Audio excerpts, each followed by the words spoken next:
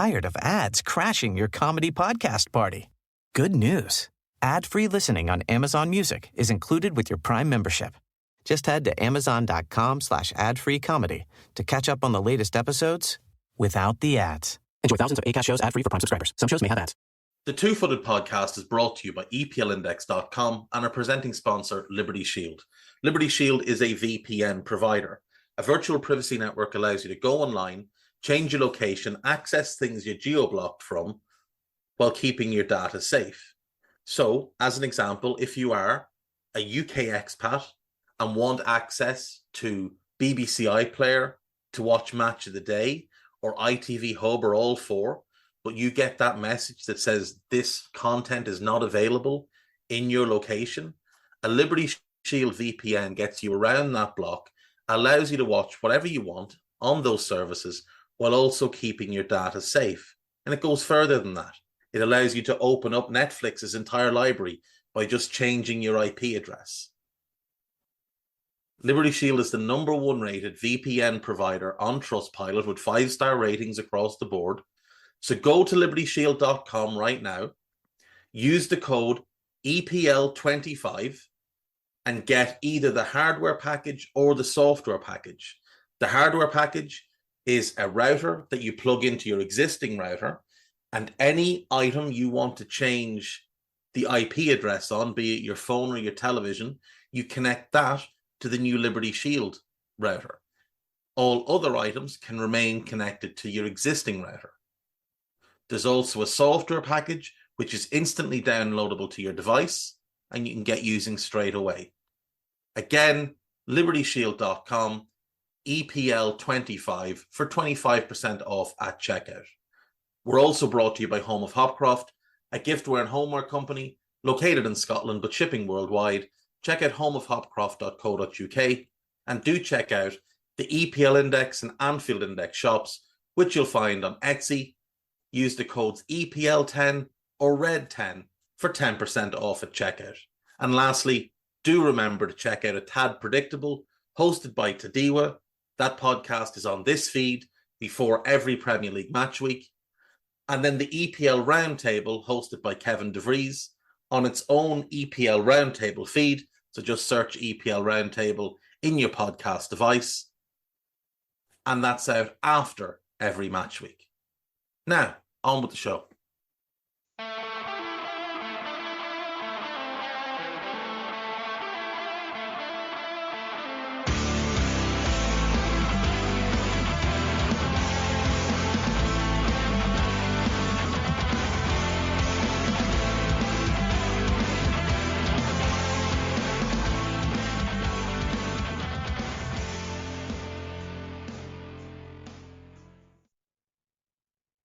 What's good, boys and girls? Two-Footed Podcast. Today is Monday. It is the 15th of January. We're already halfway through the first month of the year, which means we're only about 6 weeks to the end of winter. And then we get into spring and the weather gets better and we can all get a bit more joyful. Anyway, hope you all had a nice weekend. We had 5 games in the Premier League this past weekend. So let's jump straight into them. Now, I should say, today's show will be in 3 parts. Part 1, we'll have a look at the games from the weekend. Part 2, we're going to be joined by Dean Saunders, former Oxford, Derby, Liverpool, Aston Villa, Nottingham Forest, Sheffield United, Brighton, Benfica, Galatasaray, and Wales striker. Going to be joined by Dean. Going to have a chat with him about a couple of the teams in the Premier League right now. And then part 3, we'll do news and gossip. And that'll be us for today. So, let's get into this. First game of the weekend, Burnley won, Luton Town won. I think this is a massive, massive point for Luton, but I think it's a huge disappointment for Burnley. Zeki Amdouni put them 1 up on 36 minutes. Burnley played some really nice football in the game. Looked dangerous on the counter. I thought Odebert and Amdouni in particular going forward just always carried a threat. I think they're the type of players that if Burnley can keep them, even if they do go down, they're two who can be part of a team that if they come back up should be much, much stronger. Obviously, you've got Koleosho, who's out at the moment. He should be back for next season. Those three, plus some of the others, obviously, that are there as well. In particular, the goalkeeper, Trafford, Vitinho, maybe O'Shea. There's the bones of something. They'll just have to work on building the rest of it. But they look like a team that in time could be something. But right now, they're just not there. And I thought their last 20 minutes here was very naive. And I felt like they handed the impetus to Luton. Now, it took Luton until the 92nd minute to find their equaliser. And when the equaliser did come, I don't think it should have counted. I think Adebayo fouls James Trafford before the Carlton Morris header. I don't think it should have counted. I do think it should have been a free out. And I think Burnley have been wronged here. And, you know, when you're in the position they are, the 2 drop points are massive, especially considering Luton pick up a point, which means that rather than Burnley being on 14 and Luton being on 15, and it being a 1 point gap, it's a 4 point gap. So really, really tough for Burnley to take on that one. Now, might as well talk about this here. It is expected that today, Nottingham Forest and Everton will be informed that they've breached the FFP protocols. There's obviously a second offence for Everton, which may well lead to points deductions. Now, we don't know what those deductions would be, but based on Everton's previous one, 10 points, if it's 10 points again, that would mean that Everton would go bottom of the league on 7 points, having attained 27 points in the league this season. They would be 7 points bottom of the league. Then it would be Sheffield United on 9 points, and then Forest on 10 points. Burnley and Luton would move out of the relegation spots as a result. And I have to say, I do wonder how Everton would react to a further 10-point deduction. I do wonder what sort of effect that would have on the mentality of the players. They're obviously in a bit of a bad rut at the moment as well, though we'll talk about a good result yesterday. Well, decent result. Good might be a stretch, but decent result yesterday. I think it's harsh on Forest, and here's why. Now, look, they have spent a lot of money since coming up, but they've only been in the division for 18 months. And to my knowledge, and I'm happy to be corrected on this, to my knowledge, it's 105 million in losses over a 3-year span, which means that the Premier League have to be factoring in here losses attained while in the Championship.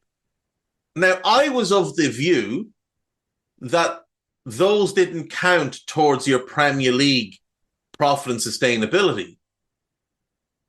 And I don't think it should count towards your Premier League profit and sustainability. To get out of the Championship, you have to be a significant loss-making club because you have to spend money to get out of the Championship because it's so competitive down there.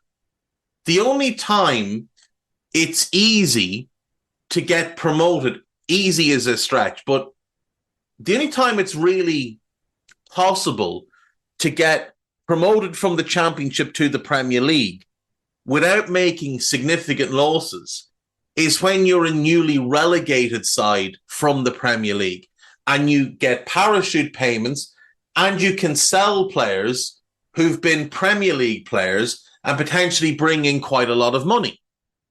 Like we've seen this past summer with Leicester City as an example, running away with the Championship this year. But they were able to sell Maddison, they were able to sell Barnes, there were other players that left, and they got a parachute payment. So they were able to go out and spend a bunch of money and not worry about having had made a loss.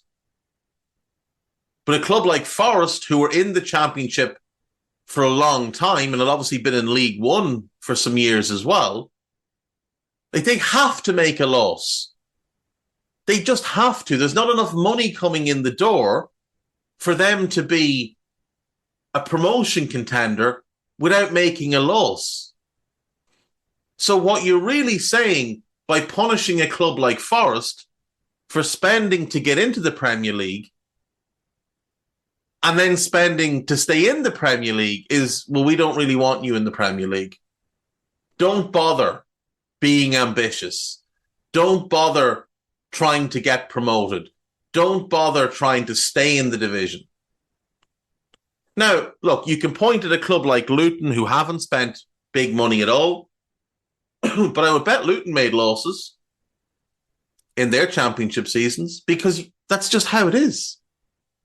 It's just always how it's going to be. Clubs are going to lose money in the Football League. There's not enough money coming in the door to balance the books. So I would say that clubs who get promoted should not be judged until after their third year. And then if they violate it, then absolutely punish them. If they violate the spending rules in the 3 years after they come up, hammer them. But give them that 1 year. Let them spend to get out of the Championship and give them that 1 year.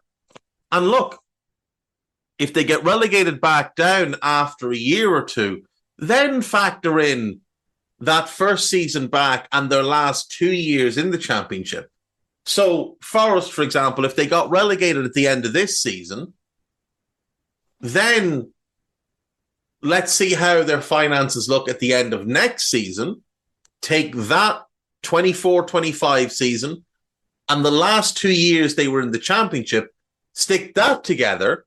And if at that point they have accumulated losses of 105 million over those 3 years, or whatever the figure is, then hit them. But not now. It's different with Everton. There's no excuse for Everton. Everton have been raking in Premier League money since the start of the Premier League. The only people to blame for Everton's finances are Everton. Forest are victims of ambition. Everton are victims of their own incompetence.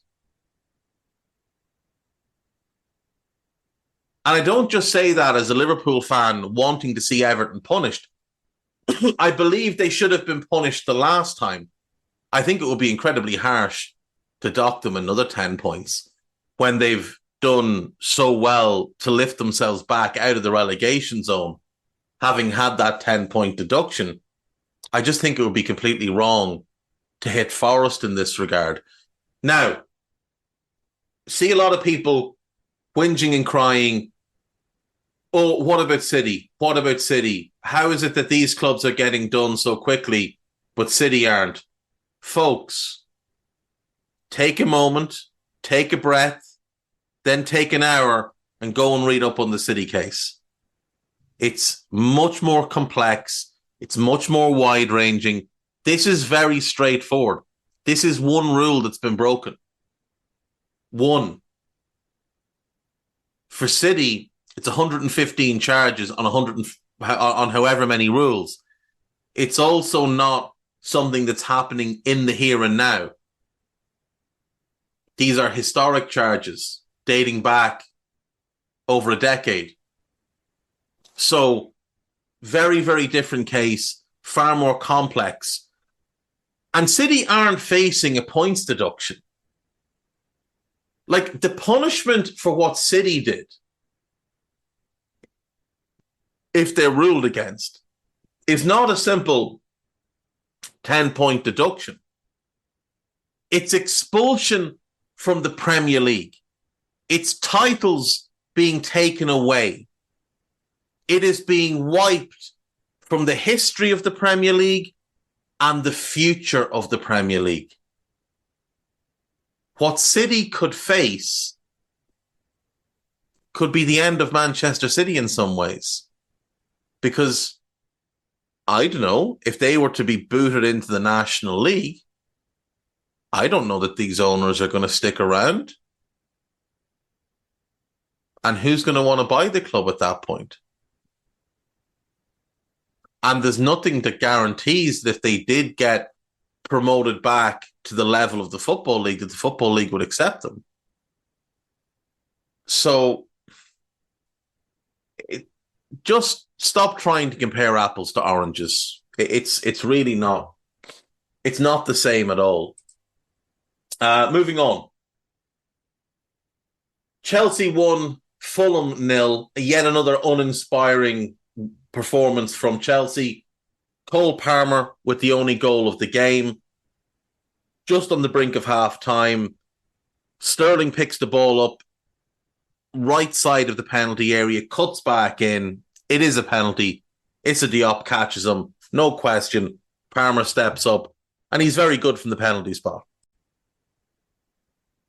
5 of his 9 goals this season from the penalty spot. But I will say, the celebration, the shiver, the rub, the cold Palmer, that was fitting after the goal against Luton, because that is one ice-cold finish. This is a penalty. This is a penalty. That this does not warrant that celebration, just for future reference. I think Fulham will be disappointed not to have gotten something out of that game, to be totally honest. But for Chelsea, they are up to 9th in the Premier League, which, you know, is quite the achievement for them at this point in time. For Fulham, they're 13th. They're comfortable. They're not going to go down. They'll probably spend some money in the next 2 weeks. But it is 4 defeats in 5, and you'd like to see them find a way to just snap out of this poor run of form. We move on to the late game on, obviously no 3 p.m. kickoff on Saturday, which was very unusual. We had the Friday night game, an early Saturday kickoff, and then a 5:30 kickoff. Newcastle 2, Manchester City 3. Bernardo Silva opens the scoring with a lovely deft backheeled finish from a Kyle Walker cross. Kyle Walker would have quite the first half. So he injured his goalkeeper, who had to be taken off. He got the assist. Then he gets caught with a gorgeous Gamerish pass to Isak. Walker decides to not really defend, to just kind of pretend to defend, and Isak bends it into the corner. And then 2 minutes later, he gets isolated against Anthony Gordon, again decides not to really bother defending, and Gordon bends it into the corner. And Newcastle are 2-1 up, and Kyle Walker is very much looking his age, or potentially older. And City look ragged, to be quite honest. But then the return of the great one, Kevin De Bruyne, on 74 minutes, picks the ball up, drives at the heart of the City defence. They back off. Then Schär decides to step out and try and meet him. And he passes the ball through Schär's legs and into the corner from about 23 yards out. It looks a simple goal. The level of technical ability required to score that goal is absolutely off the charts. That is an absolutely incredible goal. It looked like this game was going to end in a draw, despite the fact that City were all over Newcastle in the second half, banging on the door. It's De Bruyne again, picks the ball up, 35, 40 yards out, gets his head up, clips a gorgeous pass to Oscar Bob. Kieran Trippier falls asleep. Bob gets on his back shoulder. Great first touch. Even better second touch. And then finishes. Brilliant, brilliant goal from the young player. But the pass is just utterly ridiculous. What a player Kevin De Bruyne remains. Manchester City get the win. Huge win for them. And for all the talk of their demise, they're 2 points off top. for all the talk of how they've fallen off, but yet Arsenal apparently, Declan Rice's Lothar Matthäus reincarnate, City are 3 points ahead of Arsenal with a significantly better goal difference and the same number of games played.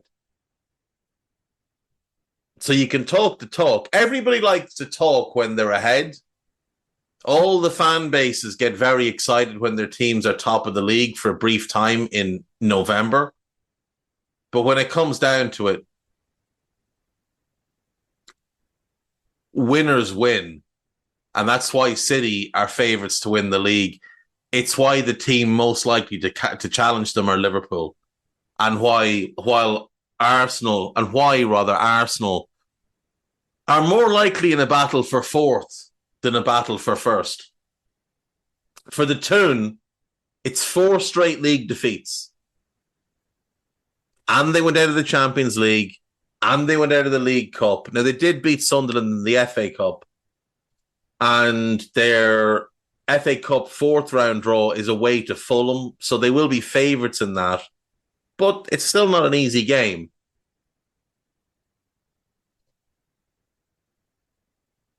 But they're very disappointing at the moment. Now, lots of injuries, admittedly. Lots of injuries, but very, very disappointing. 10 defeats already this season. We were laughing at United. I was laughing at United losing 9 Premier League games so far this season. Newcastle have now lost 10. And when we look at all competitions, Newcastle's record this season, it does not make pretty reading. 31 games, 13 wins, 5 draws, 13 defeats. Now, technically 14 defeats because they did lose a penalty shootout in the EFL Cup and go out to Chelsea. But officially, it's 13 defeats.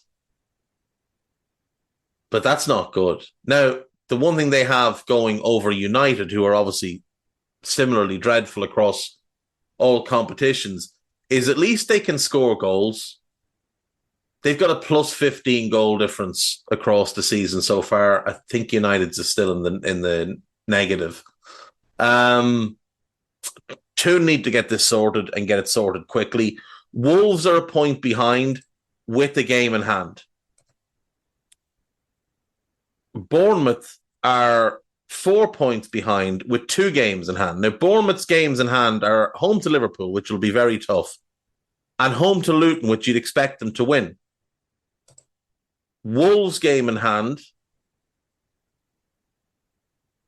is against Brighton. Now, before they get to that, they do have an FA Cup game to get through. But still, I mean, they could very well jump above Newcastle and put Newcastle into the bottom half. I don't know what they're going to do with Eddie Howe, but I would bet he's not there next season. On to Sunday's games then. Everton 0, Aston Villa 0. Not the prettiest game of football. Villa had 2 goals disallowed. One was rightly disallowed. It's a really, really blatant offside with Leon Bailey. I'm not sure why it took so long to figure out. But the other goal that was disallowed seemed to be a bit innocuous. The foul by Diego Carlos didn't seem to get many reviews, but it is what it is. Everton will be happy with that point because Villa are one of the top teams in the league, but Villa will rightly be very disappointed. They're in a rut at the moment. It's a mini rut, but they haven't been good over their last 4 games. The draw with Everton, not a good performance. The win over Burnley, not a good performance. The defeat to United, having been 2-0 up, not a good performance. And the draw with Sheffield United, again, not a good performance. They'll have their break now. They don't play again until the 26th when they take on Chelsea in the FA Cup. Then they play Newcastle home. Then it's Sheffield United away, and then Manchester United at home. I feel like Villa need to win those three to just get themselves back on the track that they were on. Because this top four battle is going to get very, very tense. I think Liverpool and City have two of those spots pretty much locked up. Now, the points tallies don't tell you that. That's just how I feel about it. And then I think it's 2 from 3. Villa, Spurs, and Arsenal. Arsenal definitely the favourites of the three. But would you be shocked if they missed out? At this point, I don't think you would. At the start of the season, if someone had said Arsenal missed top four, you would have thought they were crazy. And when I gave that to Carl Matchett as a hot take on an AI Scouted podcast, he thought I was crazy. I don't think I look as crazy now. I think there's a real chance that they could. I don't expect them to. I didn't expect them to at the time we were doing hot takes. I thought there was a possibility. I did not foresee Villa being a top 4 team. But they potentially could be. I still think Arsenal will get one. I think it will come down to Villa or Spurs. But you just don't know. If Villa could go on a run of form and Arsenal continue to drop points because they've been poor in this run where Villa's been poor. If Arsenal hit another skiddy run, Spurs, remember, still a bunch of players to come back.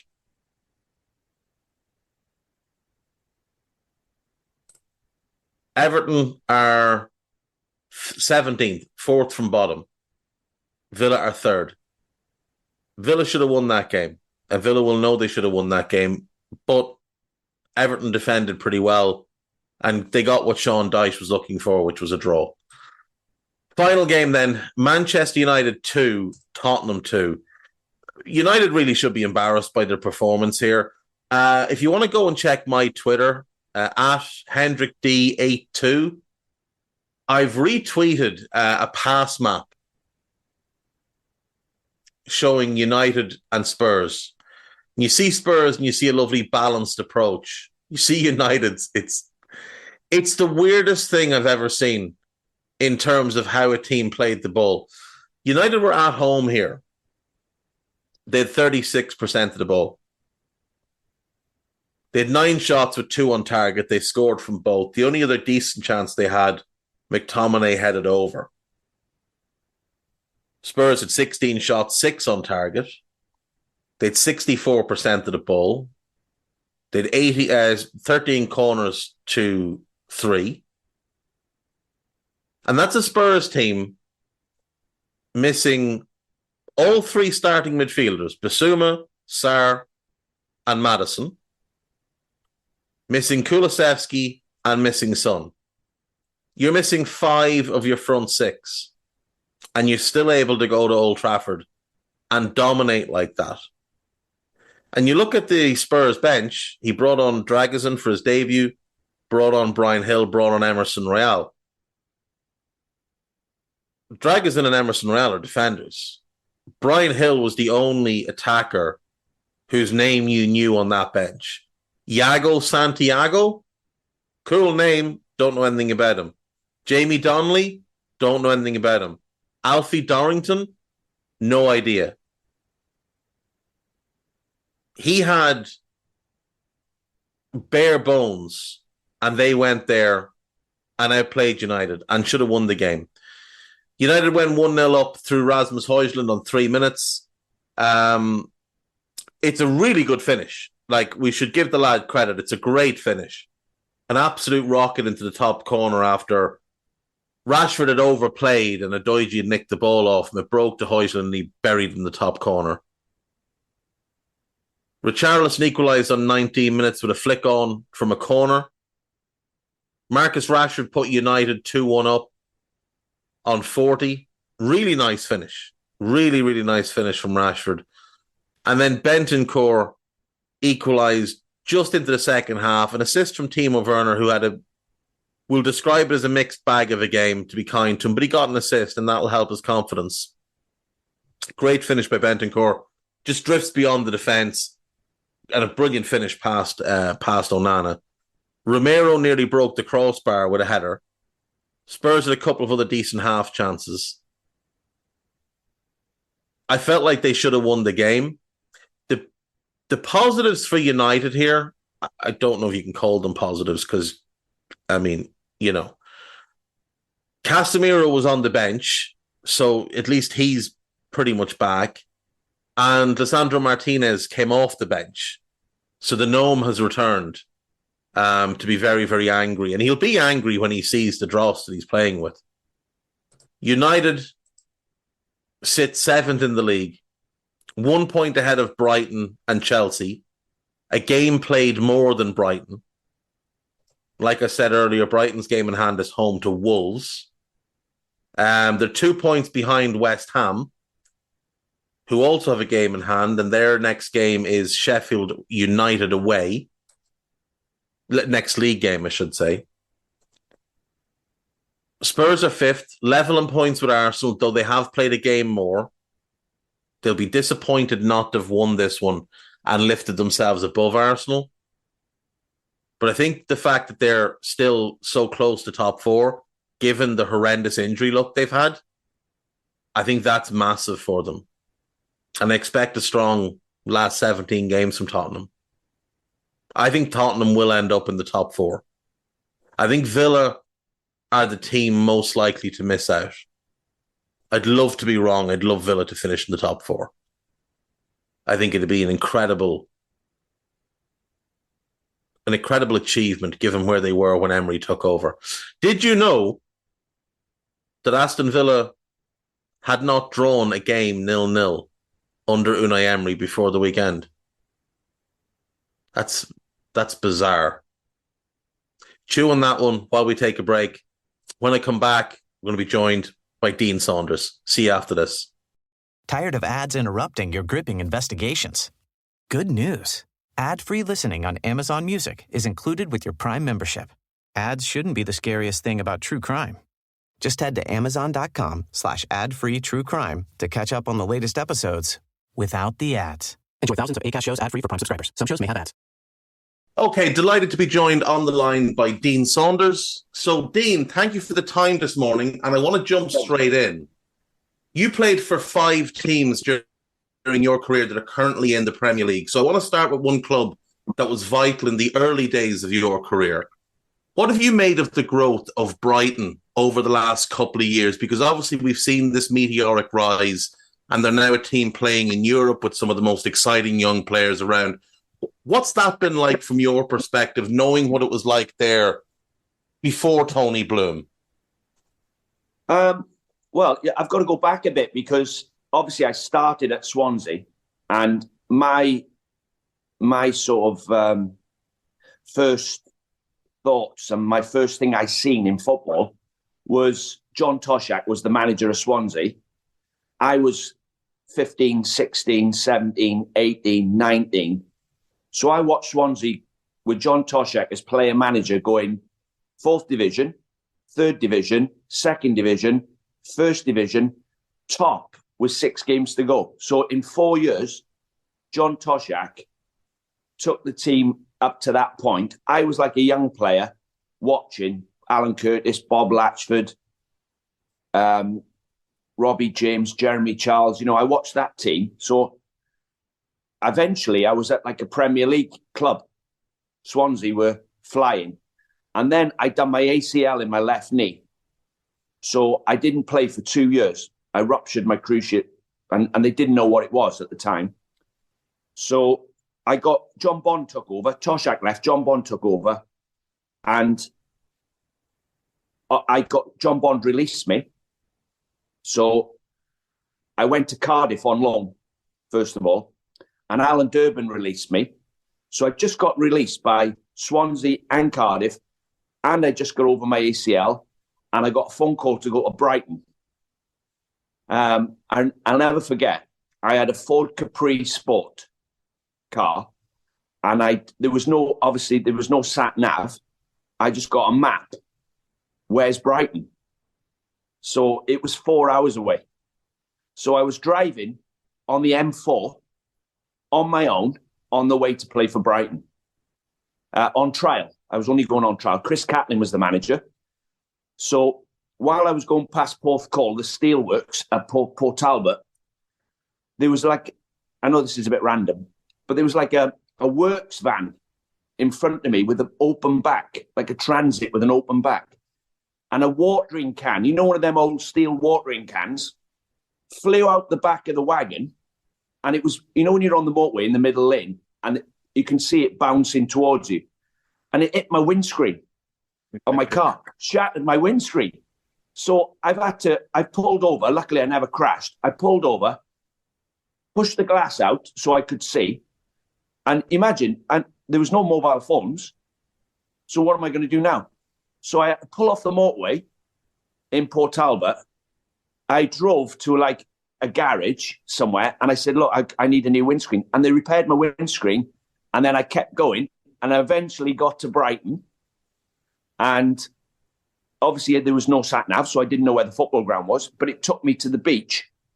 So I parked my car on the beach, got out, I walked across them pebbles on the beach at Brighton Beach, and I saw it paddled in the sea for about 10 minutes.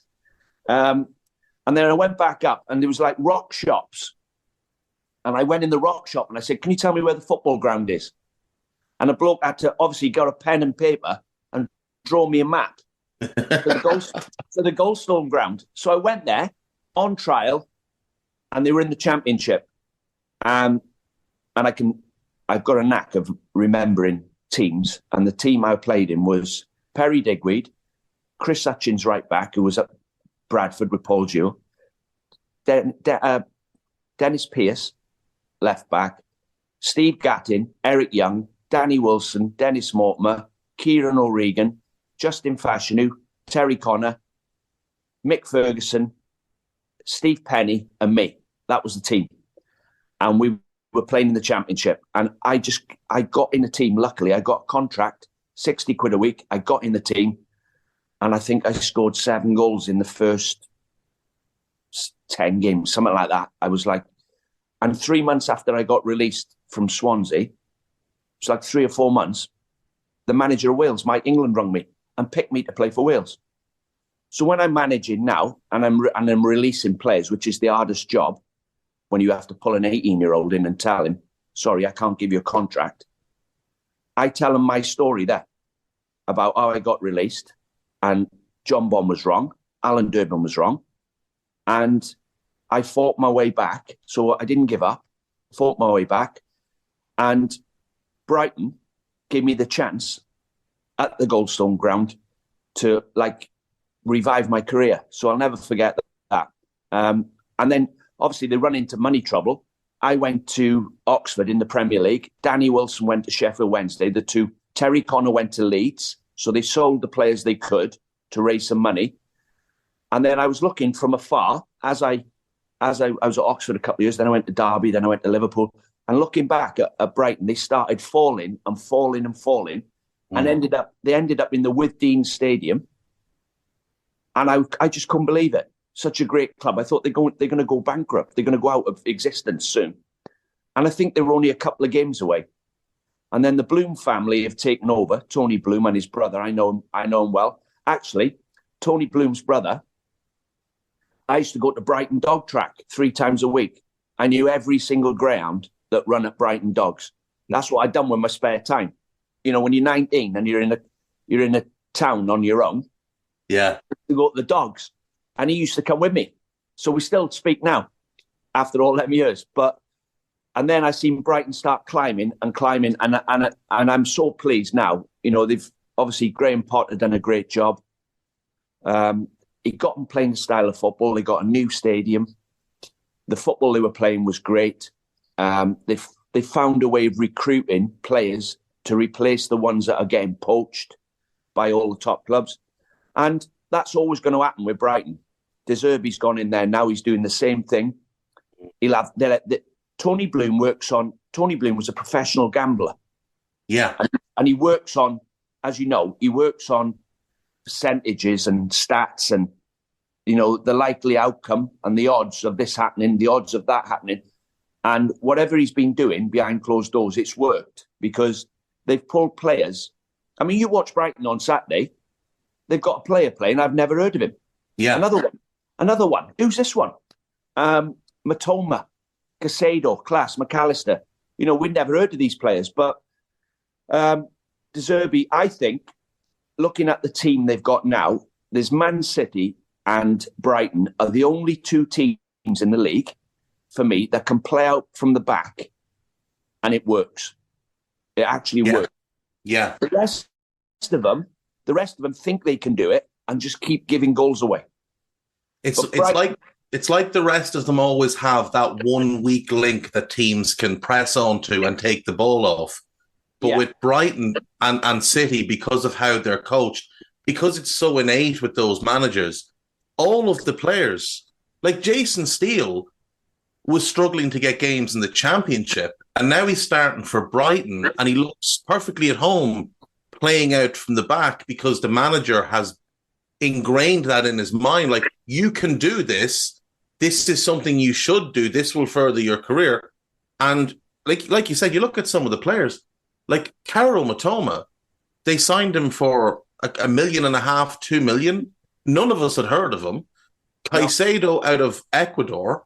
Whatever way it is that they find these players, it's not just that they can sell them on for big money. It's when they're there, they're perfectly suited to what the managers are asking them to do. Yeah, and I've managed, I think, 5 or 6 clubs and coached. I've coached Premier League teams and international teams, and I've coached teams in the conference at Wrexham.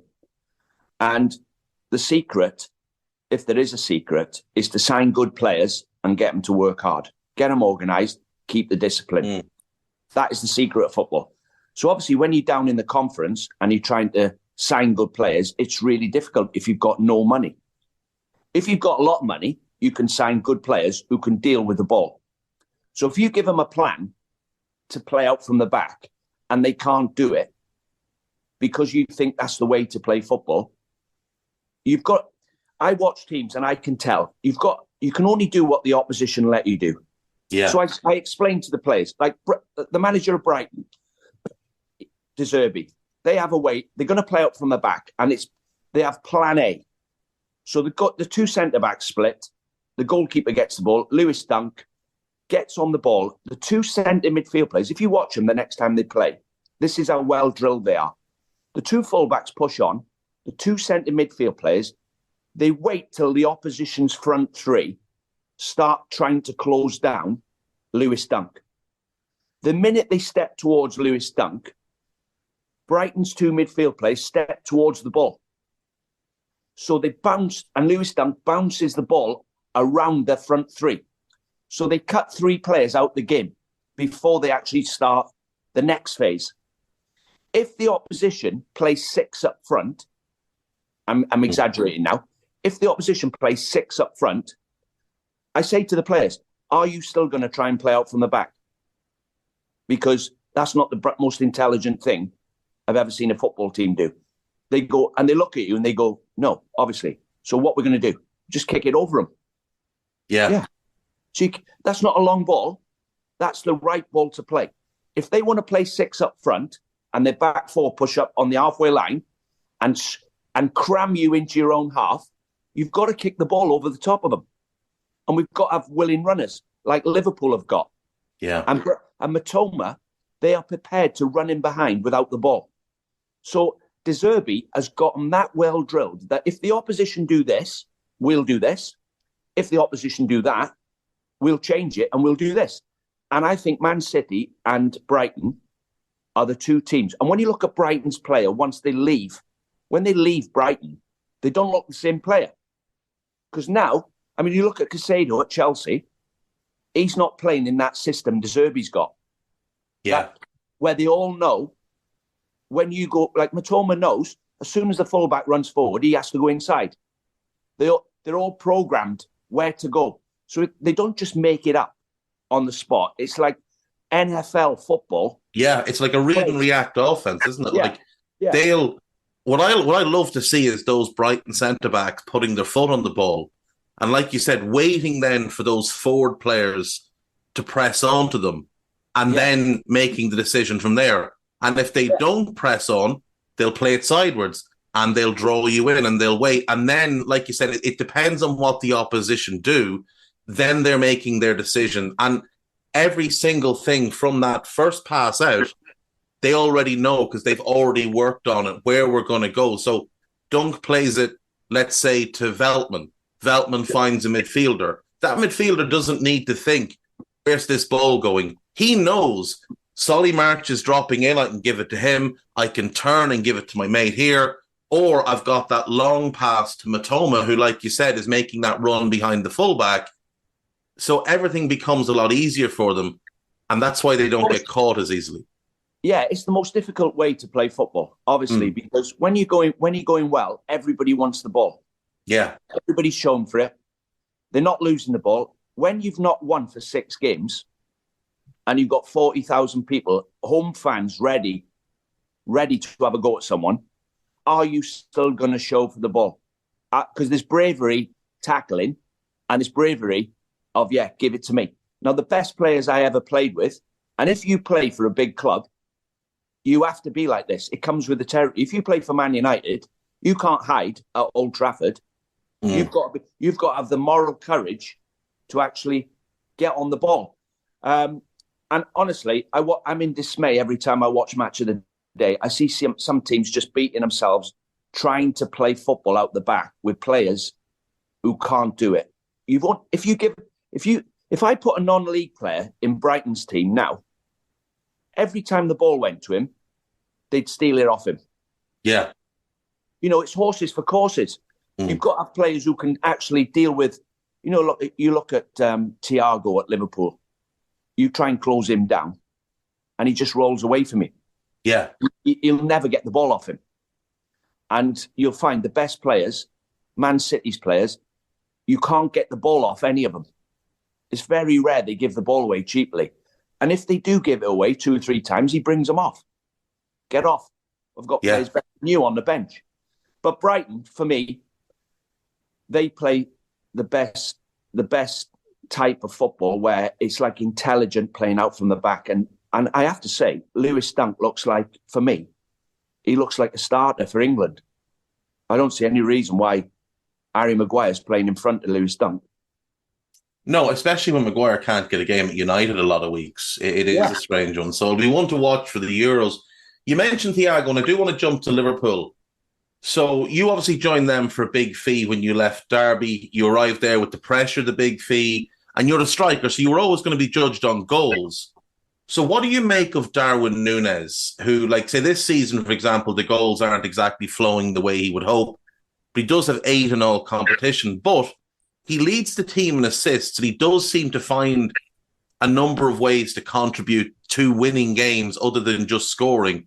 So do you think, as a striker and someone who's been in that position, joining a big club for big money, do you think the criticism he gets is completely justified, or should people look more at some of the overall contributions that he's making to the team?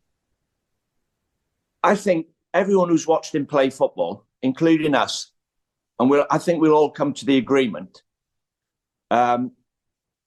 he seems to miss a lot of chances, but the crowd love him.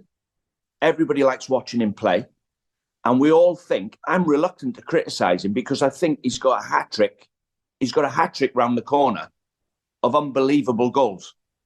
He looks like, to me, as if he can score 10 goals on the bounce. 10 games, 10 goals. He looks like he's got that. He manages to miss when it's a certain goal.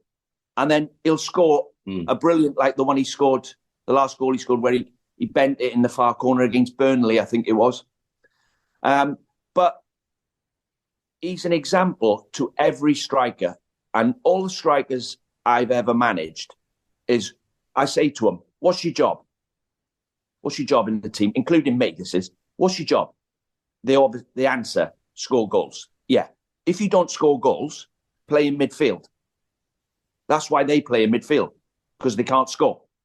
So if you play up front and you don't score goals, obviously you get paid more than everybody else because it's the hardest thing to do. So you got to score goals. If you want to, what's your other job? And they look at me and go, well, like, get hold of the ball. Yeah.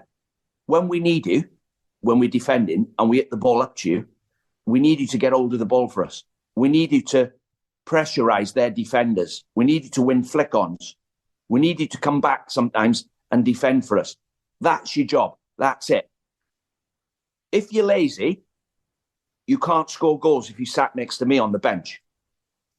But if you work your socks off and you show you've got other parts to your game, when you're not scoring, I'll keep picking you. Now, Jurgen Klopp is doing exactly that with Nunez. He still picks him because he's made himself so vital to how Liverpool play. I mean, Liverpool, right now, I don't think they're ever going to be as good as the team when they had Mane, Firmino and Salah. But what they have got is a squad full of athletes who will not let you pick your head up when you're on the ball. They just go right on top of you and they out-hustle you, they outwork you. And Nunez is at the start of that. He sprints when he closes the keeper down. He sprints at the centre-backs. He chases lost causes. He never gives up. When you put Gakpo up there, Gakpo don't want to do it. But he feels obliged to do it because Klopp is looking at him going, if you don't sprint, get off. They all sprint. So Nunez, for me, has kept himself in the team. And while you're on the pitch, you have got a chance of scoring 5 in 5. If I leave you out because you're lazy, how can you score? You can never get the goals back. So for me, he is worth his weight in gold right now for Liverpool because if he's prepared to sprint and close down and do chase lost causes and do the horrible side of football, then we all should be able to do it. And obviously Liverpool have got 2 quick centre-halves in Konate and Van Dijk who can play right on the halfway line. And if you put the ball over the top of them because Liverpool are on top of you, like I said to you, what Brighton should do when teams are pressing them, Van Dijk will win the race. And Konate will win the race. Now, when you've got Harry Maguire playing there, he's reluctant to come right up on the halfway line in case he gets in a race. So Nunez, for me, is a key player in Liverpool's team. And I like him. I mean, you probably like him. You like watching him. It's like chaos watching him. But I always judge players. I've always judged players. Would I like to play against him? Whoever it is, ask yourself, would you like to play against him? And I wouldn't like to play against Nunez. Yeah, I wouldn't imagine there's too many centre-backs that come off the pitch having enjoyed their 90 minutes against him. And just like you said, that endless and relentless running and movement and speed. Dean, I've taken up a lot of your time this morning. I want to ask you one more question. We've got 17, 18 games left in this Premier League season. Who do you think wins it this year? Well, I'm on TalkSport quite a lot. So, I get asked this question when I'm on there. And 3 weeks ago, I think Arsenal are going to win the league. I actually thought to myself, the way they're playing, I think they're going to win the league. 3 weeks later, I'm thinking, are they going to get in the top 4? It's changed.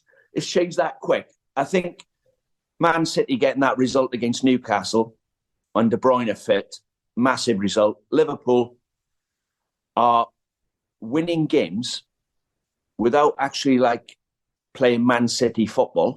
They're dominating teams and running all over teams in a physical way.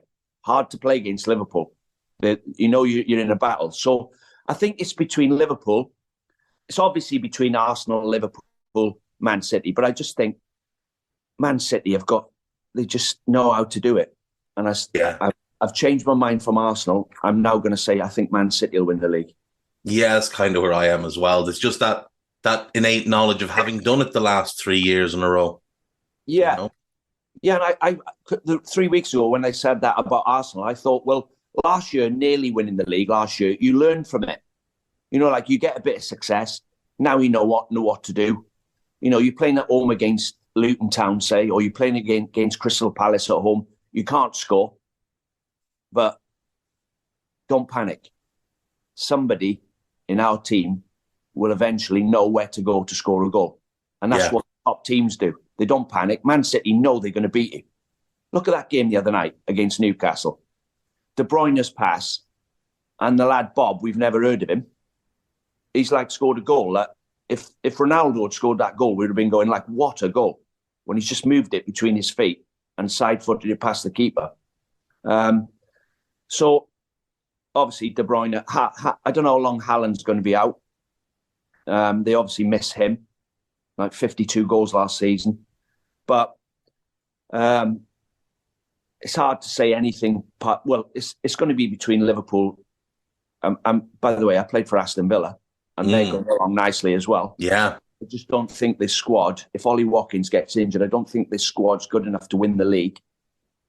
But if they can stay up there till, 10 games to go, 8 games to go, then everyone's in with a chance. But I think Man City are going to pull away at some point. Yeah, I'm inclined to agree. Dean, I could actually listen to you tell stories and talk about the old days in particular. That story about Brighton was great. So thank you so much for your time this morning. I hope to speak to you again someday. Thanks very much. See ya. Right, welcome back. So, really enjoyed chatting to Dean. Had a couple of thoughts. Firstly, I didn't know he'd torn his ACL. I'd like to think I know quite a bit about Dean Saunders' career from having watched quite a bit of it and researched quite a bit of it. I never knew he tore his ACL.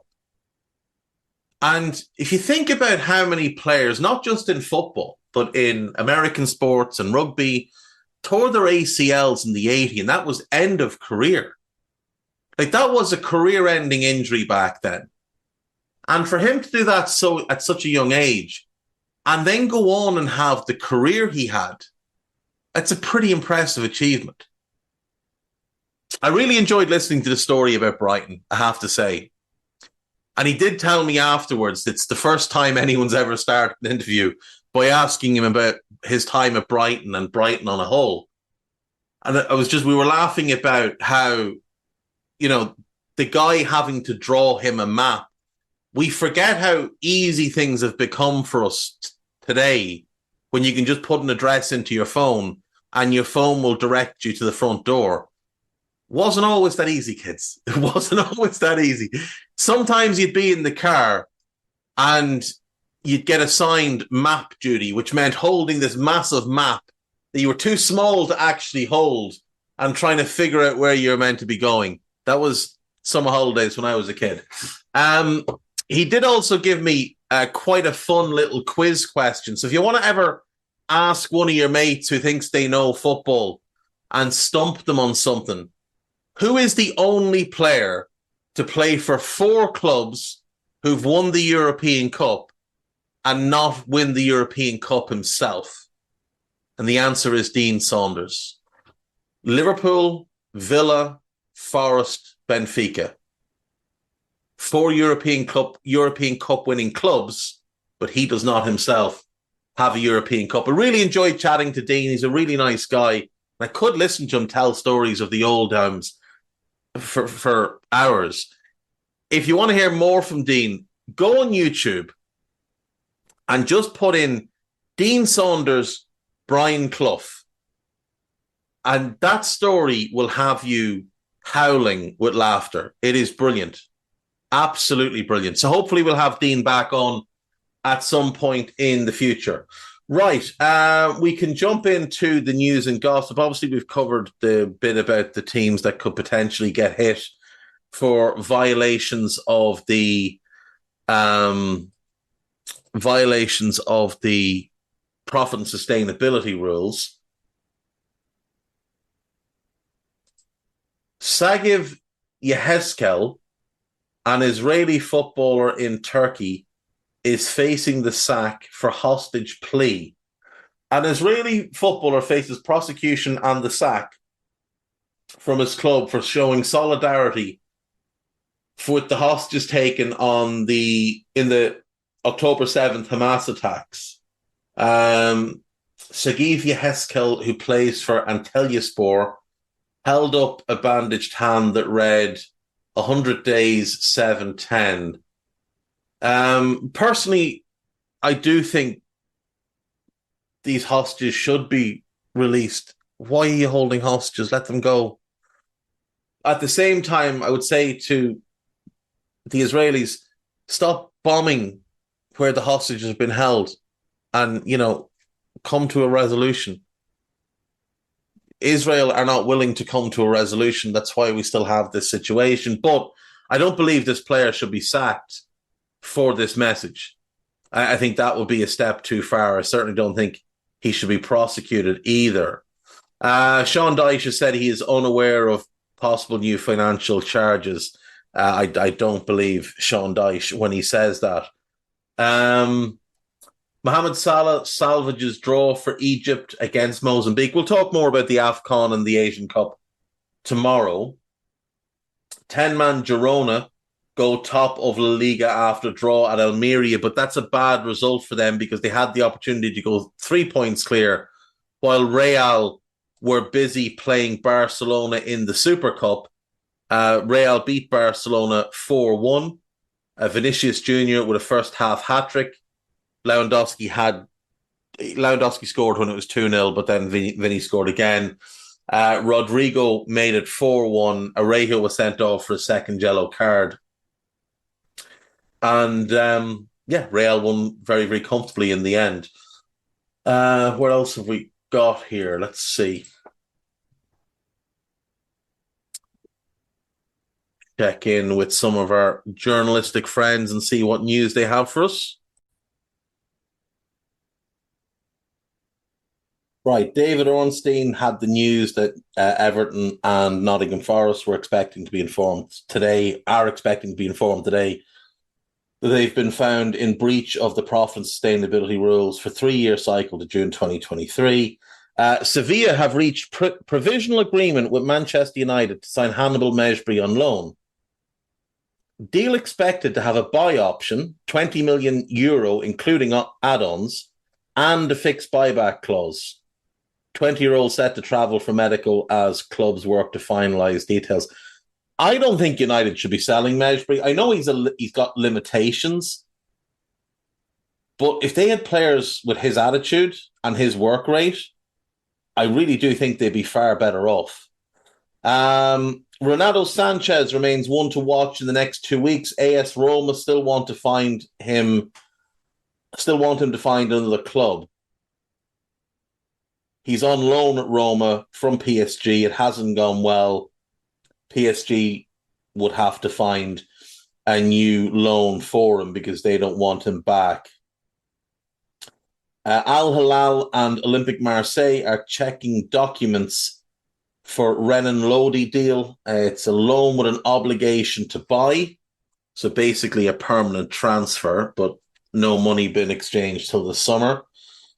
Confidence growing on both Bayern Munich and Nordi Mukiele sides as positive contacts are taking place for his loan move. Bayern told PSG they're prepared to cover 100% of his salary until the summer. Brighton and Boca Juniors will make Valentin Barco deal official soon. All signed and sealed by the sounds of things. The clause was triggered and he has signed a deal until 2028. PSG and Corinthians have exchanged documents on Gabriel Moscardo. No signatures yet, but that is a deal that likely gets done. Aston Villa are close to signing a 18-year-old Serbian right back, Kosta Nedeljkovic from Red Star Belgrade. He will stay there till the end of the season and then join Villa for a fee of about $7 million.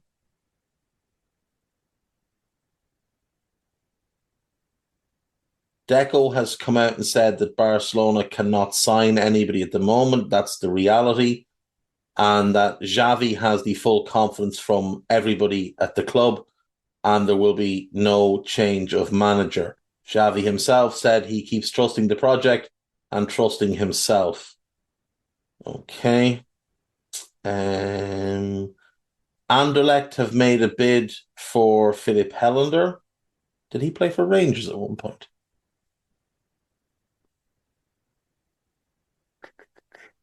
What else do we have here?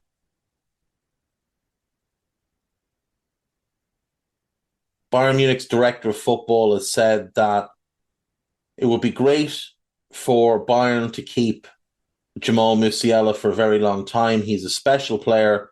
We want him to be one of the faces of the club and stay for a very long time. Okay, so that is basically what we have there. He's also said about Alphonso Davies, he has a contract with us until 2025. I am convinced he really enjoys playing for FC Bayern. We would like him to stay at Bayern longer. We will have talks. He also said Josh Kimmich would not be leaving to go to PSG in this window, but didn't really rule out anything in the future. Let's do the gossip and get ourselves wrapped for the day. England midfielder Jordan Henderson, who has been linked with Ajax and Juventus, is set to stay in Saudi Arabia for the rest of the season because Al Ettifaq are unlikely to let him leave, nor should they. Ajax coach John van Schip says there's serious talks going on about Henderson and him moving to the Netherlands. It doesn't appear that the Juventus thing is real, but the Ajax thing is, and it is basically spitting in the face of the legacy of Ajax, the masters of the beautiful game, to sign a fella who treats a football like it is some sort of grenade. Manchester United, Newcastle and AC Milan are ready to hijack West Ham's move for Stuttgart's 27-year-old Guinea striker, Serhou Guirassy. I don't believe they are. Personally, I think that is a deal West Ham can get done.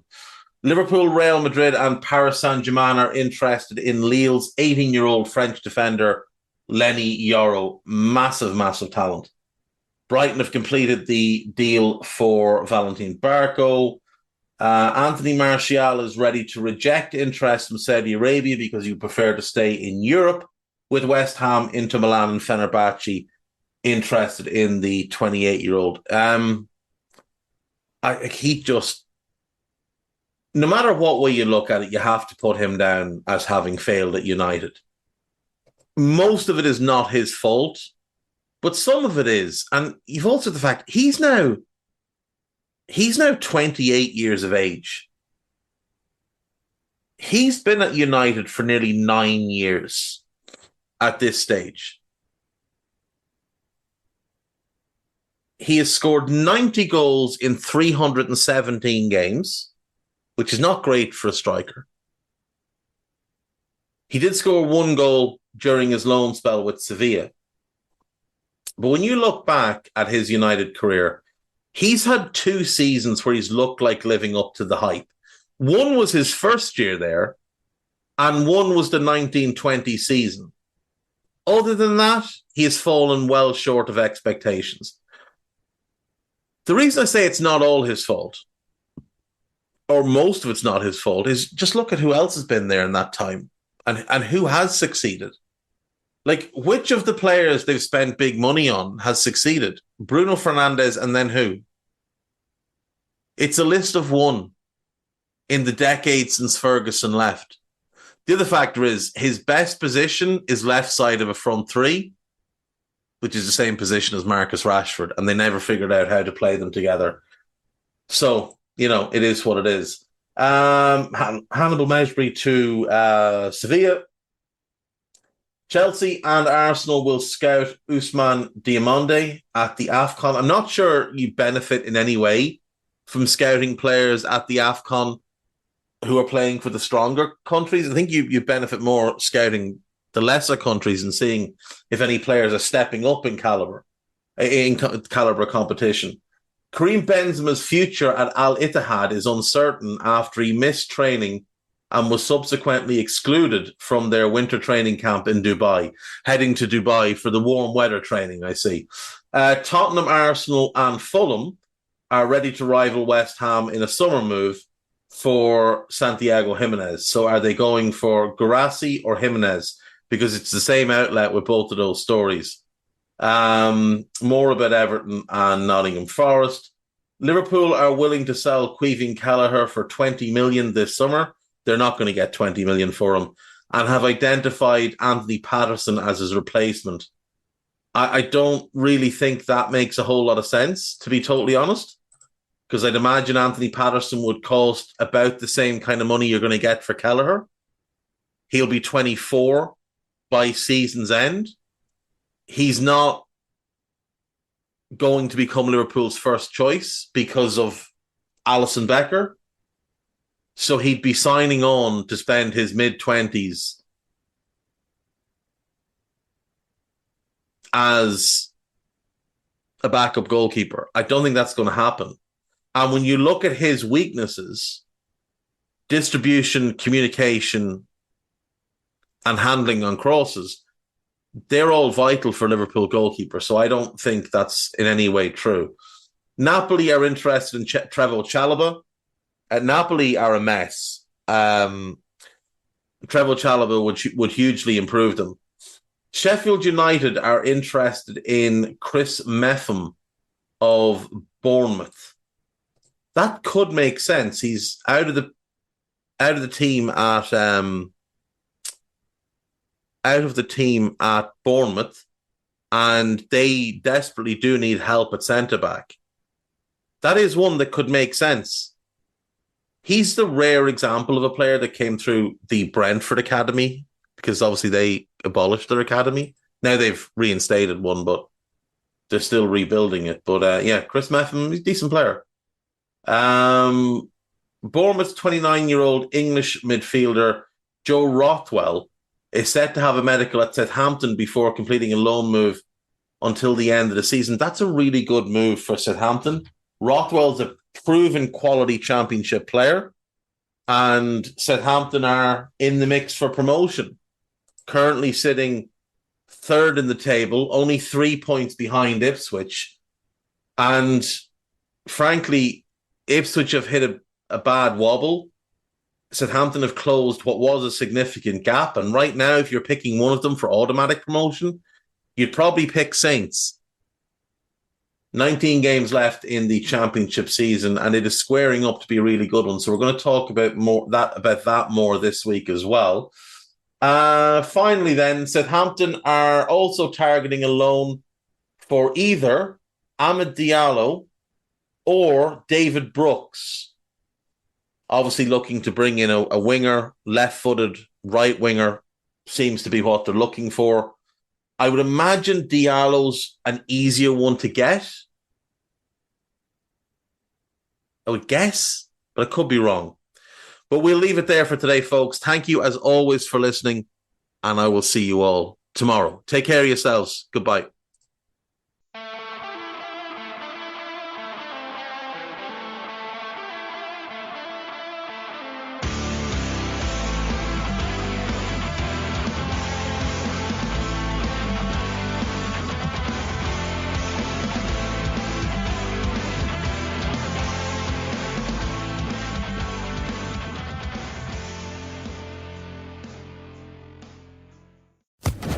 Social Podcast Network. Tired of ads interrupting your gripping investigations? Good news. Ad-free listening on Amazon Music is included with your Prime membership. Ads shouldn't be the scariest thing about true crime. Just head to amazon.com/ad-free true crime to catch up on the latest episodes without the ads. Enjoy thousands of Acast shows ad-free for Prime subscribers. Some shows may have ads.